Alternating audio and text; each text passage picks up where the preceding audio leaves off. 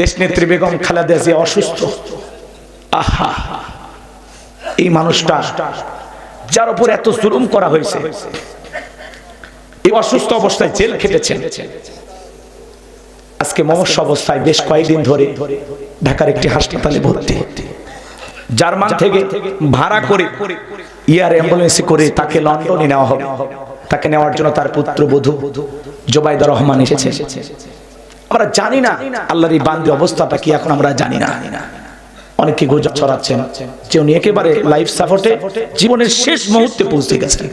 আল্লাহর কাছে আমরা দোয়া করি, আল্লাহ তোমার এই বান্দি একটা বারের জন্য, তুমি তো ডাক্তার, আরেকটা বারের জন্য সুস্থ করে আবার আমাদের মাঝে ফেরায় দাও। একটু জোরে কোন আমিন। যাকে আপসহীন দেশ নেত্রী বেগম খালেদা জিয়া বলা হয়, যিনি প্রকৃত দেশপ্রেমিক, এদেশের মানুষকে কখনো বিপদে ফেলে পালিয়ে যাননি। কথা বলেন ঠিক কিনা?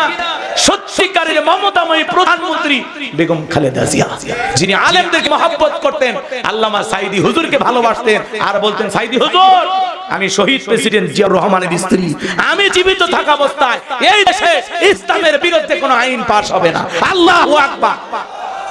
এরকম একজন সাহসী প্রধানমন্ত্রী ছিলেন দেশনেত্রী বেগম খালেদা জিয়া।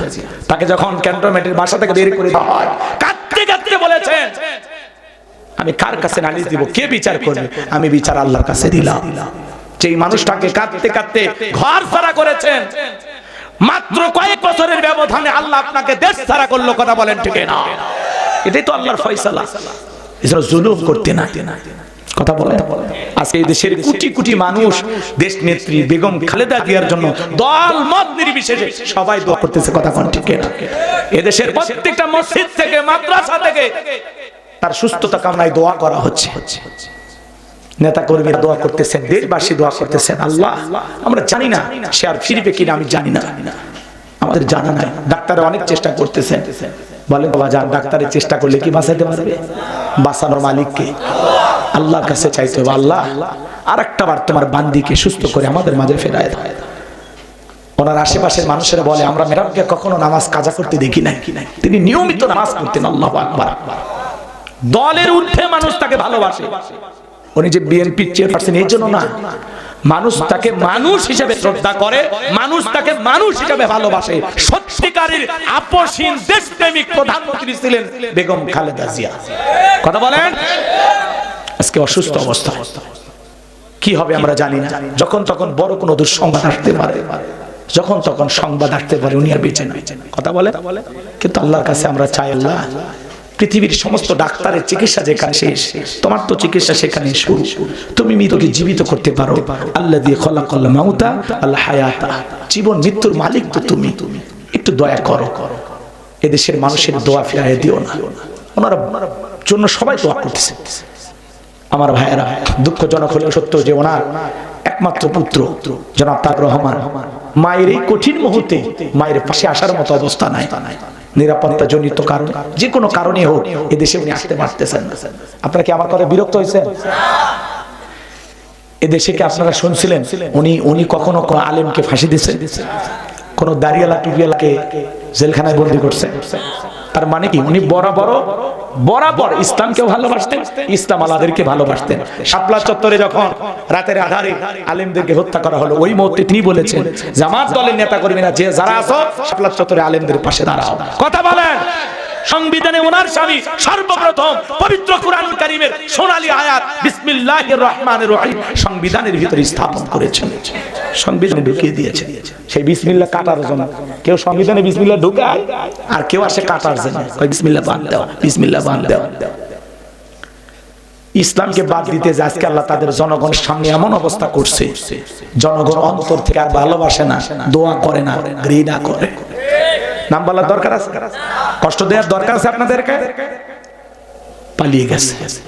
ক্ষমতার চেয়ার আছে, কিন্তু চেয়ারে বসা মানুষটা নাই। কথা বলে। যে অন্য সরকারকে বলা হয়েছিল টুক করে পদ্মা সেতু থেকে ফেলে দিবে, সে লোক টুক করে ক্ষমতার চেয়ারে বসে গেল। মাথায় খেলে না। আল্লাহ কোন দিক থেকে কি খেলা খেললো আমরা কল্পনাও করতে পারিনি। কথা বলেন ঠিক কিনা? এই জন্য দেশ নেত্রী বেগম খালেদার জন্য দোয়া করতে ইনশাআল্লাহ, আল্লাহ যেন তাকে ফিরাইয়া দেন। আরেকটা বার সুস্থ করে আমাদের মাঝে ফেরায় দেন। আল্লাহ যেন তাকে শেফায়ে কামিলা আজেলা দান করেন। জোরে বলেন আমিন। আর একটু চিল্লায়ে বলেন আমিন। আল্লাহ তোমার এই বান্দিকে তুমি মাফ করে দাও, তার জীবনের সমস্ত ত্রুটিগুলো মাফ করে দাও। তিনি এই দেশের কল্যাণে, মানুষের কল্যাণে যত ভালো কাজ করেছেন আল্লাহ সব আপনি কবুল করেন। জোরে বলেন আমিন। আমার ভাইয়েরা গভীর মনোযোগ দিয়ে শোনেন। নবী মুসা ডেকে বলে আমার উম্মতেরা, এখানে শুধু আমরাই নাই, আমাদের সাথে আর একজন আছেন, তিনি কে? এইবার আল্লাহ ডেকে বলে পয়গম্বর বসেন, বসেন, বসেন, এখনই তো হবে, কষ্ট থেকে আপনাদের শেষ কথাটা শুনে যান, মজা আছে।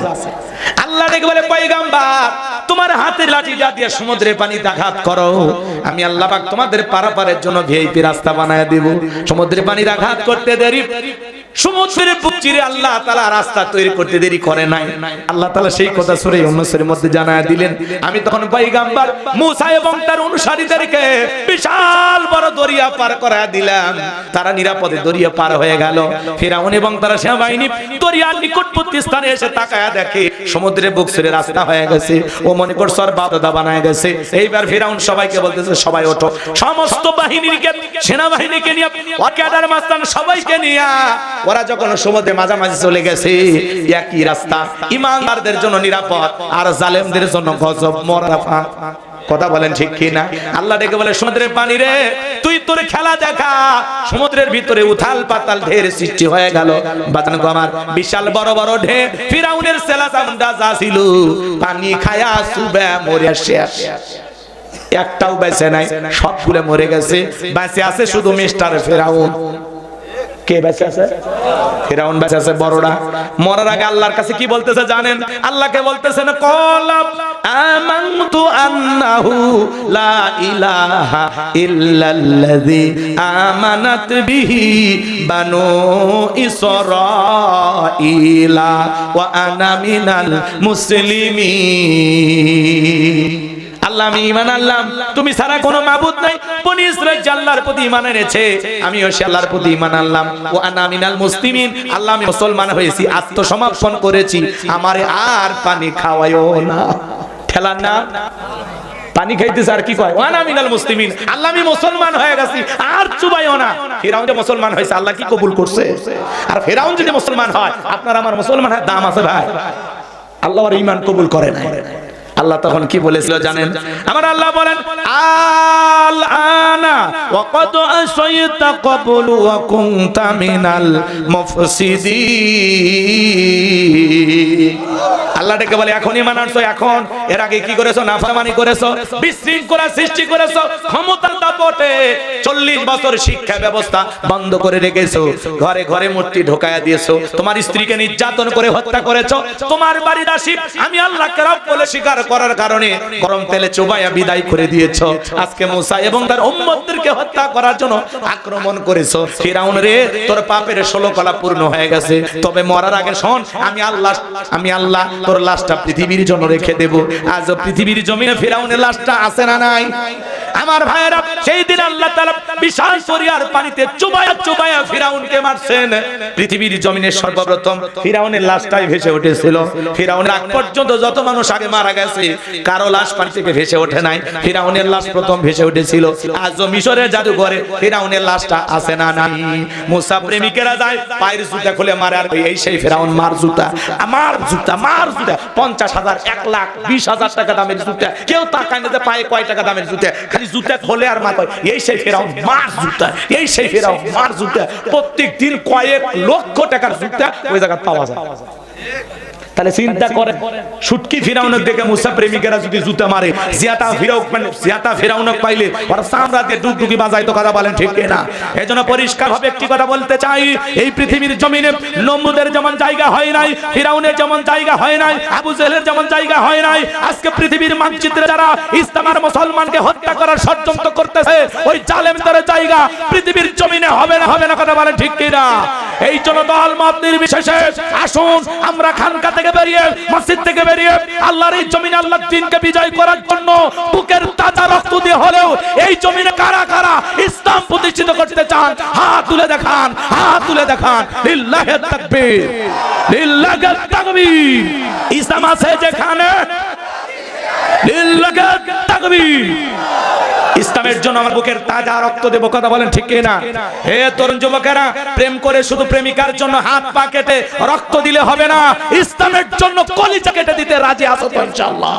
হে তরুণ যুবকেরা, দুনিয়ার গাছ গোছালি বাঁচানোর জন্য যেমন পানির প্রয়োজন হয়, ইসলাম নামক গাছটাকে বাঁচাইতে হলে শহীদের রক্তের ফোঁটার প্রয়োজন হয়।